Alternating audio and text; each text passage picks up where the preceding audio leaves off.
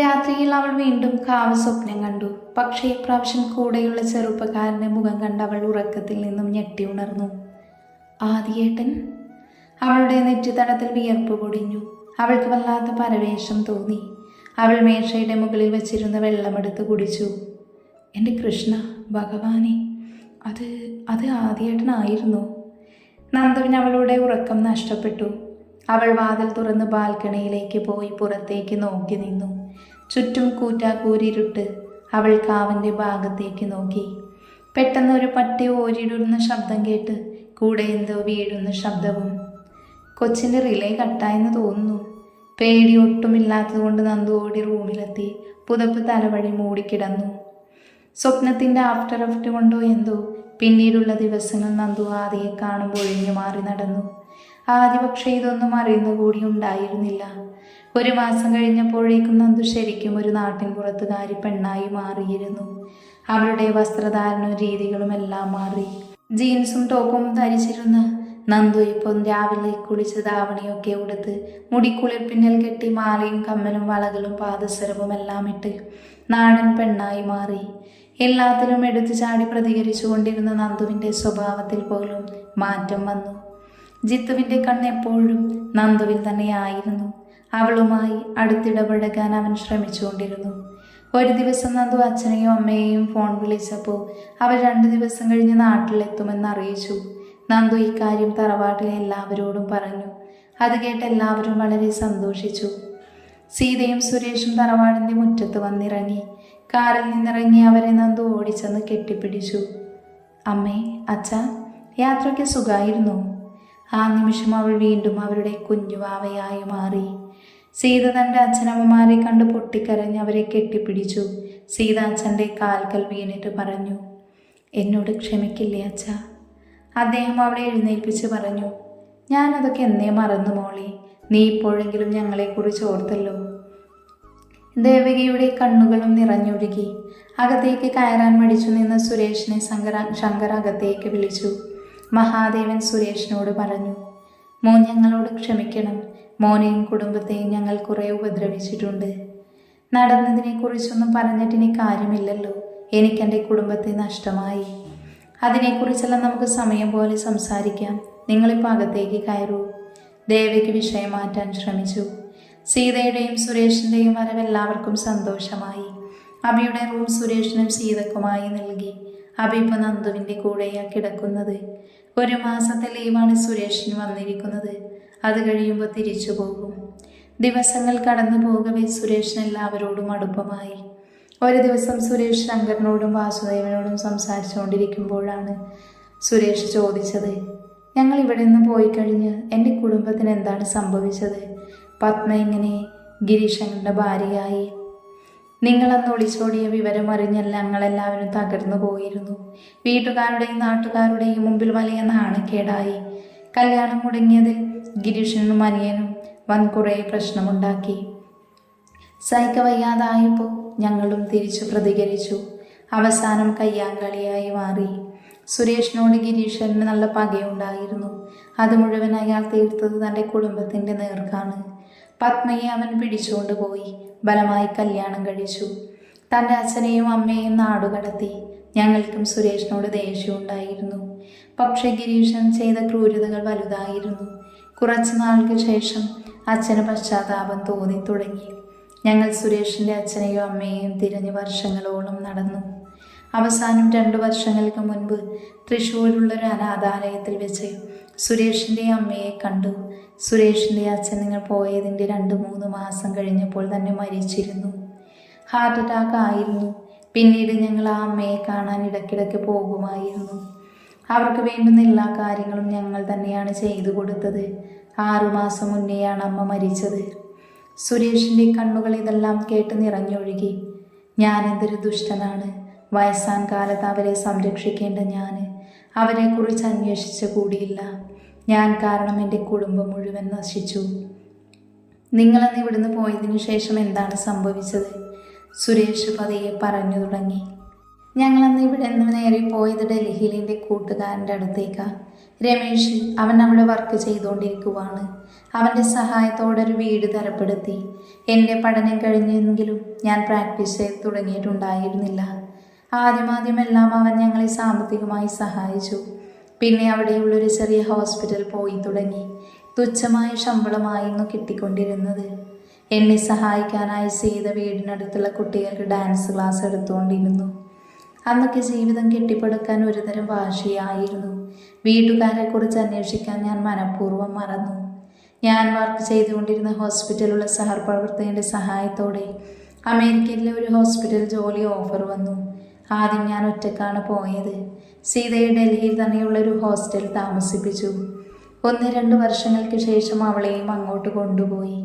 അവിടെ വെച്ച് ഞങ്ങൾക്ക് നന്ദുമോളുണ്ടായി. പിന്നീട് എപ്പോഴൊക്കെയോ ഞാൻ അച്ഛനെയും അമ്മയും എല്ലാം കുറിച്ച് ആലോചിച്ചിരുന്നു. പക്ഷേ ഈ നാട്ടിലേക്ക് വരാൻ എന്തോ മടി തോന്നി. ഈ അടുത്താണ് ഞങ്ങളുടെ തൊട്ടടുത്ത ഫ്ലാറ്റിൽ 2 ചെറുപ്പക്കാർ താമസിക്കാൻ വന്നത്. അവർ മലയാളികളായിരുന്നു. ഞങ്ങൾ പരിചയപ്പെട്ട് വന്നപ്പോഴേക്കും അതിലൊന്നെൻ്റെ കളിക്കൂട്ടുകാരനായിരുന്നു. മാധവൻ്റെ മകനാണ്.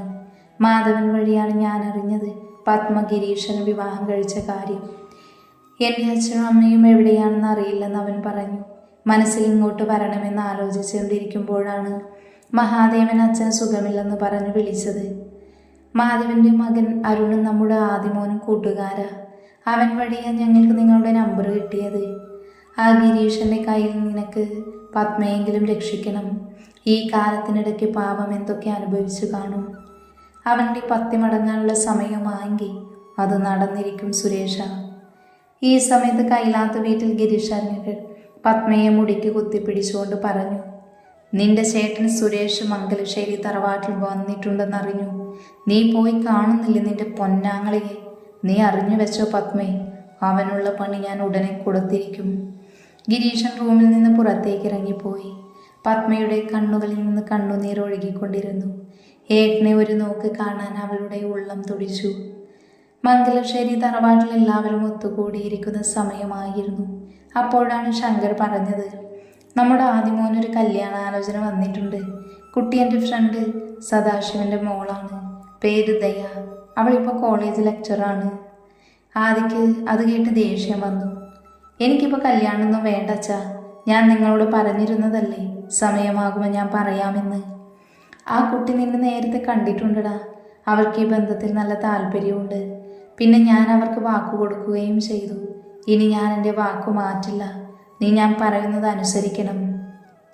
അല്പനേരത്തെ മൗനത്തിന് ശേഷം ആദി പറഞ്ഞു, ഞാൻ കാരണം അച്ഛനിനി വാക്ക് മാറ്റണ്ട. എല്ലാം നിങ്ങളുടെ ഇഷ്ടം പോലെ ചെയ്തോളൂ.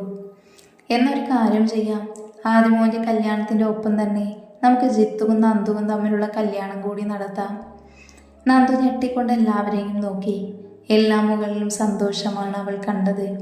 ഒരു വേള അവളുടെ കണ്ണ് ആദിയിലുടക്കി. അവൻ തലയും കുമ്പിട്ടിരിക്കുവാണ്. ഞങ്ങൾക്ക് സമ്മതമാണ്. എന്താ മോളുടെ തീരുമാനം? നന്ദു അതിന് മറുപടിയൊന്നും പറഞ്ഞില്ല. എന്ന് നമുക്ക് മൗനം സമ്മതമായിട്ടെടുക്കാം, അല്ലേ നന്ദു മോളെ? അങ്ങനെയാണെങ്കിൽ കല്യാണം 1 മാസത്തിനുള്ളിൽ നടത്താം. അത് കഴിഞ്ഞ് എനിക്കും സീതയ്ക്കും അമേരിക്കയിലേക്ക് പോവുകയും ചെയ്യാം. എന്നാൽ വേഗം തന്നെ പണിക്കരെ വിളിച്ച് ഈ മാസം കല്യാണത്തിന് നല്ല മുഹൂർത്തം ഏതാണെന്ന് നോക്കിക്കാം. അഭി ഓടി വന്ന് നന്ദുവിനെ കെട്ടിപ്പിടിച്ചു. നാത്തൂനെ. നന്ദുവിൻ്റെ മനസ്സ് വളരെ അസ്വസ്ഥമായി. അവൾ വേഗം തന്നെ മുകളിലേക്ക് കയറിപ്പോയി. ഈ സമയം ജിത്തുവിന് സ്വർഗം കീഴടക്കിയ സന്തോഷമായിരുന്നു. പ്രധാനപ്പെട്ടൊരു കാര്യം കൂടെ നിങ്ങളോട് പറയാനുണ്ട്. എൻ്റെ കാലം കഴിയാറായി. അതിനാൽ ഞാൻ സ്വത്ത് ഭാഗം വയ്ക്കാൻ തീരുമാനിച്ചു. സ്വത്ത് 4ആയി ഭാഗിച്ച് ഓരോ ഭാഗം 3 മക്കൾക്കും 4ാമത്തെ ഭാഗം എൻ്റെ ദേവകിയുടെയും പേരിലായി എഴുതാം. ഞങ്ങളുടെ മരണശേഷം ഞങ്ങളുടെ ഭാഗം അഭിമോൾക്കും നന്ദുമോൾക്കുമായി എഴുതി കൊടുക്കും. എൻ്റെ തീരുമാനത്തിൽ ആർക്കെങ്കിലും എതിരഭിപ്രായമുണ്ടെങ്കിൽ പറയാം. ഞങ്ങൾക്കാർക്കും എതിരഭിപ്രായമൊന്നുമില്ല അച്ഛാ, ശങ്കർ പറഞ്ഞു. വാസുദേവും സീതയും അത് ശരിവച്ചിരുന്നു. തൻ്റെ മുറിയിലെത്തിയ നന്ദു കട്ടിൽ കിടന്നുകൊണ്ട് ആലോചിച്ചു. അമേരിക്കയിൽ നിന്ന് പോന്നപ്പോൾ എല്ലാവരെയും ഒന്ന് നേരിൽ കാണണമെന്നേ ആഗ്രഹിച്ചുള്ളൂ. ഇതിപ്പോൾ ജിത്തുവേട്ടനുമായി എൻ്റെ കല്യാണം വരെ ഉറപ്പിച്ചു. ജിത്തുവേട്ടനെ എനിക്കൊരിക്കലും ഭർത്താവിൻ്റെ സ്ഥാനത്ത് കാണാൻ കഴിയില്ല. പക്ഷേ എല്ലാവരുടെയും സന്തോഷം കാണുമ്പോൾ എതിര് പറയാൻ തോന്നുന്നില്ല. അപ്പോൾ സ്വപ്നത്തിൽ ആദിയേട്ടനെ കണ്ടതെല്ലാം വെറുതെയായിരുന്നു. മനസ്സിൽ എന്തൊക്കെയോ ആലോചിച്ചു കൂട്ടി. അതുകൊണ്ടാവാം ആദിയേട്ടൻ്റെ കല്യാണക്കാര്യം അറിഞ്ഞപ്പോൾ മനസ്സിനുള്ളിൽ ചെറിയൊരു വിഷമം പോലെ തോന്നുന്നത്. അയ്യേ, ഞാനിതെന്തൊക്കെയാ ചിന്തിച്ചു കൂട്ടുന്നത്? ഇതെങ്ങാനും ആ കാട്ടാളൻ അറിഞ്ഞുണ്ടല്ലോ, നന്ദു നിന്റെ കാര്യം കട്ടപ്പോക. അങ്ങനെ ദിവസങ്ങൾ ഓടിക്കൊണ്ടിരുന്നു. ആദിതയെ ഒന്ന് പെണ്ണ് കാണാൻ പോലും കൂട്ടാക്കിയില്ല. എന്നാൽ വീട്ടുകാർ പരസ്പരം സംസാരിച്ച് കല്യാണം ഉറപ്പിച്ചു. വിവാഹത്തിന് തീയതിയും കുറിച്ചു. ഒരു ദിവസം ആദിയുടെ ഫോണിലേക്ക് ഒരു കോള് വന്നു. അവൻ കോൾ അറ്റൻഡ് ചെയ്തു. ഹലോ. അപ്പുറത്തുനിന്ന് മറുപടിയൊന്നും കേൾക്കാതായപ്പോൾ അവൻ വീണ്ടും ചോദിച്ചു, ഹലോ, ആരാണ്? ഹലോ, ഞാൻ ദയാണ്. മറുതലക്കിൽ നിന്നൊരു പെൺശബ്ദം വിക്കി വിക്കി പറഞ്ഞു.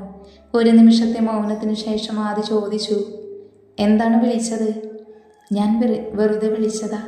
ഇന്നലെ അച്ഛൻ എനിക്ക് ആദിയേട്ടൻ്റെ ഫോൺ നമ്പർ തന്നു. അപ്പോൾ വെറുതെ സംസാരിക്കാമെന്ന് കരുതി. സോറി ദയ, ഞാനിപ്പോൾ ഒത്തിരി തിരക്കിലാണ്. കുഴപ്പമില്ല ആദിയേട്ടാ, ഞാൻ പിന്നീട് വിളിച്ചോളാം. മറുപടിയൊന്നും പറയാതെ ആദ്യം ഫോൺ കട്ട് ചെയ്തു. അവൻ്റെ മുഖം ദേഷ്യം കൊണ്ട് വലിഞ്ഞു മുറുകി. പിന്നീടുള്ള ദിവസങ്ങളിൽ ദയ അവനെ ഫോൺ ചെയ്തുകൊണ്ടിരുന്നു. പക്ഷേ ഓരോരോ കാരണങ്ങൾ പറഞ്ഞ് അവൻ അവളെ ഒഴിവാക്കി. ഒരു ദിവസം ഫോൺ വിളിച്ചപ്പോൾ ദയ പറഞ്ഞു, കല്യാണം ഉറപ്പിച്ചിട്ട് ആദിയേട്ടൻ എന്നെ ഒന്ന് കാണാൻ പോലും വന്നില്ലല്ലോ. അത് ഓരോരോ തിരക്കുകൾ കൊണ്ട് വരാൻ സാധിച്ചില്ല. ആദി പറഞ്ഞൊപ്പിച്ചു. ആദിയേട്ടൻ എന്നെ കാണണമെന്ന് തോന്നുന്നില്ലേ? ആദ്യം അതിന് മറുപടിയൊന്നും പറഞ്ഞില്ല. എനിക്ക് ആദിയേട്ടനെ ഒന്ന് നേരിൽ കാണണമെന്നുണ്ട്. നമുക്ക് ടൗണിൽ വെച്ച് മീറ്റ് ചെയ്താലോ? എനിക്ക് വൈകുന്നേരം ഒരു അർജൻറ്റ് മീറ്റുണ്ട്. സോ എനിക്ക് ദയെ മീറ്റ് ചെയ്യാൻ സാധിക്കില്ല, ആദ്യം അവളോടായി പറഞ്ഞു. ആദ്യം ദയൊന്നും മിണ്ടിയില്ല. അല്പസമയത്തിനു ശേഷം ചോദിച്ചു, ആദിയേട്ടന് സ്വന്തം ഇഷ്ടപ്രകാരം തന്നെയാണോ ഈ വിവാഹത്തിന് സമ്മതിച്ചേ? എനിക്കെന്തോ എന്നെ ഒഴിവാക്കുന്ന പോലെ ഫീൽ ചെയ്യുന്നു. ഇഷ്ടമല്ലെങ്കിൽ ഇപ്പോൾ തന്നെ തുറന്നു പറഞ്ഞോളൂ. സോറി ദയ, എനിക്ക് ഈ സംസാരം തുടരാൻ സമയമില്ല. എനിക്ക് ഓഫീസിൽ ധാരാളം വർക്കുണ്ട്. ഞാൻ കോള് കട്ട് ചെയ്യുവാണ്. ആദ്യം ഫോൺ കട്ട് ചെയ്ത ശേഷം കസേരയിൽ കണ്ണുകളടച്ചിരുന്നു. പൊട്ടിച്ചിരിച്ചുകൊണ്ട് ഓടിമറിയുന്ന ഒരു പെൺകുട്ടിയുടെ മുഖം അവൻ്റെ ഓർമ്മയിലേക്ക് തെളിഞ്ഞു വന്നു. ആ മുഖം ഓർക്കവേ അവൻ അസഹനീയതയോടെ തലകുടഞ്ഞുകൊണ്ട് അവൻ്റെ ക്യാബിനിൽ നിന്ന് പുറത്തേക്ക് ഇറങ്ങിപ്പോയി. ഈ സമയത്ത് ജിത്തു നന്ദുവിൻ്റെ മേൽ അവകാശം സ്ഥാപിച്ചു തുടങ്ങിയിരുന്നു. അവൻ ഇപ്പോഴും അവളോട് സംസാരിക്കാൻ ശ്രമിച്ചുകൊണ്ടിരുന്നു. നന്ദു അവനോടടുത്ത് പെരുമാറാൻ ശ്രമിച്ചുവെങ്കിലും എന്തോ ഒന്ന് അതിൽ നിന്ന് അവളെ പിറകോട്ട് വലിക്കുന്നുണ്ട്. കല്യാണത്തിന് വേണ്ടിയുള്ള ഡ്രസ്സും ആഭരണങ്ങളും എടുക്കാൻ പോയപ്പോൾ ദയയുടെ ഫാമിലിയും വന്നിട്ടുണ്ടായിരുന്നു. മംഗലംശ്ശേരി ഗ്രൂപ്പിൻ്റെ തന്നെ ജ്വല്ലറിയിൽ നിന്നും ടെക്സ്റ്റൈൽസിൽ നിന്നുമാണ് എല്ലാം എടുത്തത്. ആദ്യം അപ്പോഴും ഓഫീസിൽ തിരക്കുണ്ടെന്ന് പറഞ്ഞ് ഒഴിഞ്ഞു മാറി. അവനുള്ള ഡ്രസ്സ് അവൻ തന്നെ എടുത്തോളാമെന്നും പറഞ്ഞു. തറവാട്ടിൽ നിന്ന് മുത്തശ്ശനും മുത്തശ്ശിയും അജിയും ആദിയും ഒഴിച്ച് എല്ലാവരും വന്നിരുന്നു. കുറച്ച് സമയത്തിനുള്ളിൽ തന്നെ ദയ നന്ദുവിനോടും അഭിയോടും ചങ്ങാത്തത്തിലായി. നന്ദുവിന് ചില്ലി റെഡ് കളറിലുള്ള സാരിയും ദയക്ക് പിങ്ക് കളർ സാരിയുമാണ് സെലക്ട് ചെയ്തത്. പർച്ചേസിംഗ് എല്ലാം കഴിഞ്ഞ് ഫുഡ് കഴിക്കാൻ കയറിയപ്പോൾ ജിത്തു നന്ദുവിൻ്റെ കൈക്ക് പിടിച്ചു നടന്നു. പക്ഷെ അവൾ അവൻ്റെ കൈ പിടിച്ച് ദയയുടെ അടുത്തേക്ക് പോയി. നന്ദുവിൻ്റെ ആ പ്രവൃത്തി ജിത്തുവിൽ നീരസം നിറച്ചുവെങ്കിലും അവനത് പുറമേ കാണിച്ചില്ല. അങ്ങനെ എല്ലാവരും കാത്തിരുന്ന ആ ദിവസം വന്നെത്തി. മംഗലശ്ശേരി തറവാട്ടിലുള്ളവരെല്ലാവരും ആഘോഷത്തിലായിരുന്നു. അവരെല്ലാവരും ഒത്തിരി സന്തോഷത്തിലുമാണ്. അവരുടെ അത്രയും പ്രിയപ്പെട്ട ആളുടെ വിവാഹമാണല്ലോ. മുത്തശ്ശൻ്റെ നിർദ്ദേശപ്രകാരം തറവാട്ടുമുറ്റത്ത് തന്നെയാണ് കല്യാണ മണ്ഡപം ഒരുക്കിയിരുന്നത്. മുഹൂർത്തം രാവിലെ ആയതിനാൽ നന്ദുവിനെ അണീച്ചൊരുക്കി അവളുടെ റൂമിൽ ഇരുത്തിയിരിക്കുവാണ്. കൂട്ടിന് അഭിയുമുണ്ട്. ബാക്കി എല്ലാവരും ഓരോരോ ആവശ്യങ്ങൾക്കായി ഓടി നടക്കുവാണ്. ദയയുടെ വീട്ടിൽ നിന്നും അവർ എത്തിയതിനു ശേഷമായിരിക്കും രണ്ടു വധുക്കളെയും മണ്ഡപത്തിലേക്ക് കയറ്റുക. മുഹൂർത്തം അടുക്കാറായി. മുറിയുടെ പുറത്തു നിന്ന് ആരോ പറയുന്നത് കേട്ടു. ആദ്യമോൻ്റെ പെണ്ണും കൂട്ടരും എത്തി, നമുക്ക് അങ്ങോട്ട് ചെല്ലാം. ഇത് കേട്ട് അഭി നന്ദുവിനോടായി പറഞ്ഞു, നന്ദു ചേച്ചി, ഞാനൊന്ന് ദയ ചേച്ചിയെ കണ്ടിട്ട് വേഗം വരാം. അഭിമോളെ, നീ വേഗം പോയിട്ട് വരണേ. എനിക്കാണെങ്കിൽ ഇവിടെ പേടിച്ചിട്ട് കയ്യും കാലും വിറച്ചു തുടങ്ങി. അഭി ഇത് കേട്ട് പൊട്ടിച്ചിരിച്ചുകൊണ്ട് പറഞ്ഞു, ചേച്ചി സത്യത്തിൽ അമേരിക്കയിൽ തന്നെയാണോ വളർന്നത്? ഒന്ന് പോടി, നീയും കല്യാണം കഴിക്കുമല്ലോ, അപ്പം കാണാം മോളുടെ ധൈര്യം. അഭി നന്ദുവിനെ നോക്കിയൊന്ന് ചുണ്ട് കാണിച്ച് പുറത്തേക്ക് ഓടി. നന്ദു ടെൻഷനോടെ കണ്ണാടിയിലേക്ക് നോക്കി. പിങ്ക് കളർ സാരിയിൽ സർവാഭരണ വിഭൂഷിതയായി ദയെ കാണാൻ സാക്ഷാൽ ലക്ഷ്മി ദേവിയെ പോലെ തോന്നിച്ചു. തറവാട്ടിലുള്ളവർ അവളെയും കുടുംബത്തെയും സ്നേഹപൂർവ്വം മണ്ഡപത്തിലേക്ക് ആനയിച്ചു. 2 വിവാഹം ഒരുമിച്ച് നടത്താൻ വേണ്ട വിധം മണ്ഡപം ഒരുക്കിയിരുന്നു. ആദിയും ജിത്തുവും മണ്ഡപത്തിൽ അവർക്കുള്ള ഇരിപ്പിടങ്ങളിൽ ഇരുന്നു. പൂജാരി മന്ത്രോച്ചാരണങ്ങൾ ഉരുവിട്ടുകൊണ്ടിരുന്നു. ജിത്തു സന്തോഷവാനായിരുന്നു. പക്ഷേ ആദി വളരെ അസ്വസ്ഥനായി കാണപ്പെട്ടു. അവൻ്റെ മനസ്സ് നൂലുവിട്ട പട്ടം പോലെ പറന്നുകൊണ്ടിരുന്നു. കുറച്ച് സമയത്തിന് ശേഷം പൂജാരി പറഞ്ഞു, മുഹൂർത്തമാകാറായി, വധുക്കളെ മണ്ഡപത്തിലേക്ക് കയറ്റിക്കോളൂ. ദയ മണ്ഡപത്തിലേക്ക് കയറാൻ തയ്യാറായി നിന്നു. അവളുടെ അടുത്ത് അഭിനന്ദ സംസാരിക്കുന്നുണ്ട്. പക്ഷെ അവളതൊന്നും കേട്ടില്ല. അവളുടെ കണ്ണുകൾ ആദിയുടെ മുഖത്തായിരുന്നു. ഒരിക്കൽ പോലും ആദിയുടെ കണ്ണുകൾ തൻ്റെ നേർക്ക് നീളുന്നില്ലെന്ന് കണ്ട് അവൾക്ക് നിരാശ തോന്നി. മുത്തശ്ശൻ സ്ത്രീകളോടായി പറഞ്ഞു, നന്ദമോളെ വിളിച്ചുകൊണ്ട് വരിക. നന്ദമോളെയും ദയമോളെയും നമുക്ക് ഒരുമിച്ച് മണ്ഡപത്തിലേക്ക് കയറ്റാം. ജാനകിയും സത്യഭാമയും സീതയും അഭിയും കൂടി നന്ദുവിനെ വിളിക്കാനായി തറവാടിനകത്തേക്ക് പോയി. കുറച്ച് സമയത്തിനു ശേഷം സീത പൊട്ടിക്കരഞ്ഞുകൊണ്ട് മണ്ഡപത്തിലേക്ക് ഓടി വന്നു. സുരേഷേട്ടാ, നമ്മുടെ മോളെ കാണാനില്ല. സുരേഷ് പറഞ്ഞു, സീതേ, നീ എന്താ പറയുന്നത്? നന്ദു അവിടെ നിന്ന് എവിടെ പോകാനാ? നീ ശരിക്കൊന്ന് നോക്ക്. അപ്പോഴേക്കും സത്യഭാമയും ജാനകിയും എല്ലാം അങ്ങോട്ട് വന്നു. ഞങ്ങൾ അവിടെയെല്ലാം നോക്കിയതാ, നന്ദമോൾ അവിടെയെങ്ങുമില്ല. സീതയുടെ കരച്ചിൽ കണ്ട് ആളുകൾ തമ്മിൽ ഓരോന്ന് പറയാൻ തുടങ്ങി. മുത്തശ്ശനും മുത്തശ്ശിയും അങ്ങോട്ട് വന്നു. നന്ദുവിനെ കാണാനില്ലെന്നറിഞ്ഞ് മുത്തശ്ശൻ നെഞ്ചിൽ കൈവച്ചു. നന്ദമോളുടെ കൂടെ ആരുണ്ടായിരുന്നില്ലേ? ഞാൻ ഇത്രയും നേരം അവിടെ ഉണ്ടായിരുന്നതാണ് മുത്തശ്ശ. ഞാനിപ്പോൾ ഇങ്ങോട്ട് വന്നതേയുള്ളൂ. അഭി കരയാൻ തുടങ്ങിയിരുന്നു. നിമിഷ നേരം കൊണ്ട് നന്ദുവിനെ കാണാനില്ലെന്ന വിവരം അവിടെയെല്ലാം പരന്നു. ജിത്തുവും ആദ്യം മണ്ഡപത്തിൽ നിന്നിറങ്ങി താഴേക്ക് വന്നു. ഈ കുട്ടി ഈ നേരത്തെ ഇതെങ്ങോട്ട് പോയതാ? അവൾ ഇങ്ങോട്ട് പോകാനാ വല്യേട്ടാ. നന്ദു ഇവിടെ വന്നിട്ടൊരു മാസമല്ലേ ആയുള്ളൂ. അവൾക്കിവിടെ ആരെയും പരിചയവുമില്ല. ഈശ്വര, എൻ്റെ മോൾക്ക് എന്തോ അപകടം പറ്റിയിട്ടുണ്ട്. ഭഗവാനെ, നിനക്ക് ഞങ്ങളെ പരീക്ഷിച്ചു മതിയായില്ലേ? ഒരു പ്രാവശ്യം ഇതുപോലൊരു കല്യാണം മുടങ്ങിയതാണ്. വീണ്ടും അത് തന്നെ ആവർത്തിക്കുകയാണോ? എനിക്ക് ചില സംശയങ്ങളുണ്ട്. നന്ദുവിനെ കാണാതായതിനു പിന്നിൽ ആ ഗിരീഷൻ്റെ കളിയാണോ എന്ന്. ആദ്യം അത് കേട്ട് പല്ല് ഞെരിച്ചു. ഞാൻ സ്റ്റേഷനിലേക്ക് വിളിച്ചു പറഞ്ഞിട്ടുണ്ട്. സീതമായി വിഷമിക്കാതിരിക്കൂ. അവർ ഇപ്പോൾ തന്നെ അന്വേഷിച്ച് തുടങ്ങിയിട്ടുണ്ടാവും. ഞാനും നന്ദുവിനെ അന്വേഷിച്ചു പോകുകയാണ്. നമുക്ക് വേഗം തന്നെ അവളെ കണ്ടുപിടിക്കാൻ സാധിക്കും. അജി അവൻ്റെ ഔദ്യോഗിക വാഹനത്തിൽ പുറത്തേക്ക് പോയി. സമയം കുറെ കടന്നുപോയി. തറവാട്ടിലുള്ളവരുടെ അസ്വസ്ഥത വളരെ ദയനീയമായിരുന്നു. ആദ്യ അജിയെ വിളിച്ച് വിവരം അന്വേഷിച്ചു. ഇതുവരെ ഒരു അറിവും കിട്ടിയില്ലെന്നാണ് അജി പറഞ്ഞത്. അപ്പോഴാണ് ദയയുടെ അച്ഛൻ പറഞ്ഞത്, ആ കുട്ടിയെ കണ്ടുപിടിച്ച് കഴിയുമ്പോഴേക്കും മുഹൂർത്തം കഴിയും. അതിനാൽ നമുക്ക് ആദിയുടെയും ദയയുടെയും വിവാഹം അങ്ങ് നടത്താം. ദയയുടെ അച്ഛൻ ഇതെന്താ പറയുന്നേ? നന്ദുവിനെ കാണാതായ വിഷമത്തിലാണ് ഇവിടെ ഉള്ളവരെല്ലാം. അപ്പോഴാണ് കല്യാണം നടത്താൻ പറയുന്നത്. നിങ്ങളിതെങ്ങനെ പറയാൻ തോന്നുന്നു? ഞാനൊരു കാര്യം പറഞ്ഞേക്കാം.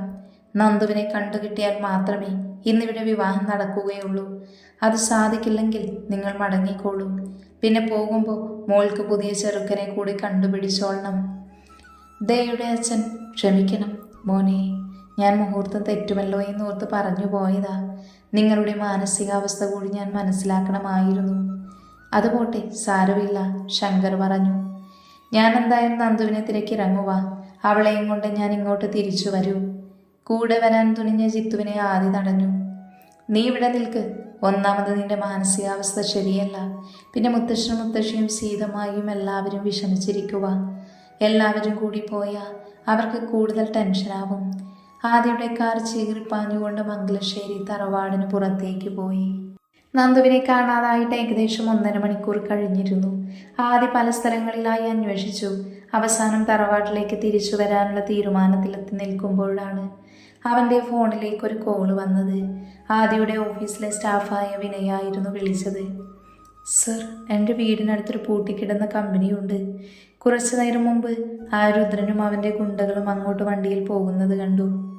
മംഗലശ്ശേരി ഗ്രൂപ്പിലെ സ്റ്റാഫിന് വിവാഹത്തിന് ക്ഷണിച്ചിരുന്നില്ല. അവർക്ക് വേണ്ടി വേറൊരു ദിവസം റിസപ്ഷൻ അറേഞ്ച് ചെയ്തിരുന്നു. അവരുടെ വണ്ടിയിൽ ഒരു പെൺകുട്ടിയും ഉണ്ടായിരുന്നു. അവരുടെ ആ പോക്കിൽ എനിക്കെന്തോ ഒരു പന്തികേട് തോന്നി സർ. കുറച്ചു നേരം മുന്നെയാണ് അഭിജിത്ത് സാർ കല്യാണം കഴിക്കാനിരുന്ന കുട്ടി മിസ്സിംഗ് ആയി വിവരം അറിഞ്ഞത്. അപ്പോൾ എനിക്കൊരു സംശയം, അവരുടെ വണ്ടിയിൽ ഉണ്ടായിരുന്നത് ആ കുട്ടി തന്നെയാണോ എന്ന്. അതാ ഞാൻ സാറിനെ വിളിച്ചത്. നീ ആ സ്ഥലത്തിൻ്റെ ലൊക്കേഷൻ സെൻഡ് ചെയ്യുക. ആദ്യ ഫോൺ വെച്ചു. ആദിയുടെ ഫോണിലേക്ക് വിനയൻ ലൊക്കേഷൻ സെൻഡ് ചെയ്തു കൊടുത്തു. നിമിഷ നേരം കൊണ്ട് ആദിയുടെ വണ്ടി വിനയ് പറഞ്ഞ സ്ഥലത്തേക്ക് പാഞ്ഞു. ഗേറ്റുകൾ തകർത്തുകൊണ്ട് ആദിയുടെ വണ്ടി അകത്തേക്ക് പാഞ്ഞു കയറി. ശബ്ദം കേട്ട് രുദ്രന്റെ ഗുണ്ടകൾ ഓടി വന്നു. ആദിയെ കണ്ടവർ അവനെ തടയാനായി പാഞ്ഞെത്തി. ക്ഷണനേരം കൊണ്ട് അവരെല്ലാവരും ആദിയുടെ കൈക്കരുത്തറിഞ്ഞു താഴെ വീണു. കെട്ടിടത്തിനകത്തേക്ക് കയറി ആദി കണ്ടു രുദ്രനെയും ഒരു കസേരയിൽ പേടിച്ചു വിറങ്ങലിച്ച് നിൽക്കുന്ന നന്ദുവിനെയും. അതുകണ്ട് ആദിയുടെ കണ്ണുകൾ ചുവപ്പ് രാശി പടർന്നു. അവൻ തൻ്റെ മുഷ്ടി ചുരുട്ടി ദേഷ്യമടക്കി. ആദിയെ കണ്ട നന്ദുവിന് ശ്വാസം നേരെ വീണിരുന്നു. പക്ഷേ ആദിയെ കണ്ട രുദ്രന്റെ കണ്ണുകളിൽ പകയെറിഞ്ഞു. ആദി അലറിക്കൊണ്ട് പറഞ്ഞു, രുദ്ര, നിനക്ക് ഞാൻ പല താക്കീതുകളായി തരുന്നത്, എന്നിട്ടും നീ അടങ്ങിയില്ല. ബിസിനസ് പരമായ ശത്രുതയായി അതിനെ ഞാൻ ഉപേക്ഷിച്ചു. പക്ഷെ നീ ഇപ്പം ചെയ്തത് നിന്റെ നാശത്തിനാണ്. രുദ്രൻ പൊട്ടിച്ചിരിച്ചുകൊണ്ട് ആദിയോടായി മറുപടി കൊടുത്തു. സോറി മിസ്റ്റർ ആദിശങ്കർ, എൻ്റെ അച്ഛൻ ഇന്നൊരു കൊട്ടേഷൻ തന്നു. അച്ഛൻ കല്യാണം കഴിക്കാൻ ആഗ്രഹിച്ച പെണ്ണിനെ തട്ടിക്കൊണ്ടു പോയവന് ഒരു പണി കൊടുക്കണമെന്ന്. അതിന് അയാളുടെ ഒരേ ഒരു മകളെ കൊല്ലണം. അതാണ് കൊട്ടേഷൻ. വർഷങ്ങൾക്ക് ശേഷം അയാളും ഫാമിലിയും നാട്ടിലെത്തിയതുകൊണ്ടും ഇന്ന് അയാളുടെ മകളുടെ കല്യാണമായതുകൊണ്ടും ഇതാണ് പറ്റിയ സമയമെന്ന് അച്ഛൻ പറഞ്ഞു. അച്ഛനോട് സ്നേഹമുള്ള ഞാനത് സന്തോഷപൂർവ്വം ഏറ്റെടുത്തു. നിന്റെ അച്ഛൻ്റെ കൊട്ടേഷൻ നടത്താൻ ഇത് ഏതോ ഒരു പെണ്ണല്ല, ഇത് മംഗലശ്ശേരി തറവാട്ടിലെ പെൺകുട്ടിയാണ്. അവരുടെ മേലൊരു തരി മണ്ണ് വീഴാൻ ഞാൻ സമ്മതിക്കില്ല. രുദ്രനില്ലാത്ത ഭവ്യത അഭിനയിച്ചുകൊണ്ട് പറഞ്ഞു. അയ്യോ ആദി, അങ്ങനെയാണെങ്കിൽ അവളുടെ മേൽ നിങ്ങളെപ്പോലെ തന്നെ അവകാശം എനിക്കുമില്ലേ? ഒന്നില്ലെങ്കിൽ ഞാൻ അവളുടെ മുറച്ചെറുക്കനല്ലേ? കൊല്ലാൻ വേണ്ടി തന്നെയാണ് ഞാൻ തട്ടിക്കൊണ്ട് വന്നത്. പക്ഷേ ഇവളെ കണ്ടപ്പോൾ ഞാൻ ഇവളുടെ സൗന്ദര്യത്തിൽ മതിമറന്നുപോയി. അതുകൊണ്ട് ഞാൻ പ്ലാനൊന്ന് മാറ്റി ഇവളെ കെട്ടാൻ അങ്ങ് തീരുമാനിച്ചു. നന്ദുവിനെ നോക്കി ചുണ്ട് കടിച്ചുകൊണ്ട് ഒരു വഷളം ചിരിയോടെ പറഞ്ഞു. അതാവുമ്പോൾ അച്ഛൻ പറഞ്ഞതിനേക്കാൾ നല്ല പ്രതികാരമാവും. പിന്നെ ഈ സൗന്ദര്യമൊന്ന് അനുഭവിക്കുകയും ചെയ്യാം. ഛേ! നന്ദു വെറുപ്പോടെ മുഖം വെട്ടിച്ചു. പെട്ടെന്നാണ് രുദ്രൻ പടക്കം പൊട്ടുന്ന ശബ്ദത്തോടെ അടികൊണ്ടത്. രുദ്രൻ കവിള് തടവിക്കൊണ്ട് ആദിയെ ഒന്ന് നോക്കി. ആദി പല്ലി ഞെരിച്ചുകൊണ്ട് പറഞ്ഞു, നിനക്ക് അങ്ങനെ വല്ല ദുരുദ്ദേശമുണ്ടെങ്കിൽ അത് നിന്റെ മനസ്സിലിരിക്കുകയേ ഉള്ളൂ. നന്ദു, നീ വാ എന്ന് പറഞ്ഞുകൊണ്ട് ആദി നന്ദുവിൻ്റെ കയ്യിൽ പിടിച്ചു. ആ സമയം രുദ്രൻ പരമായി നന്ദുവിൻ്റെ കയ്യിൽ പിടിച്ച ആദിയുടെ കൈകൾ വിടുവിച്ചുകൊണ്ട് പറഞ്ഞു, അവളെ വിളിച്ചുകൊണ്ട് പോകാൻ നിനക്കെന്താ അവകാശം? ഒന്നില്ലെങ്കിൽ നിന്റെ പോലീസുകാരൻ ചേട്ടൻ അന്വേഷിച്ചു വരണമായിരുന്നു. അല്ലെങ്കിൽ ഇവളെ കെട്ടാനിരുന്നവൻ വരണമായിരുന്നു. ഇവർ രണ്ടുപേരും എത്തിയില്ല. ഓ, ഇപ്പോഴെനിക്ക് കാര്യം മനസ്സിലായത്.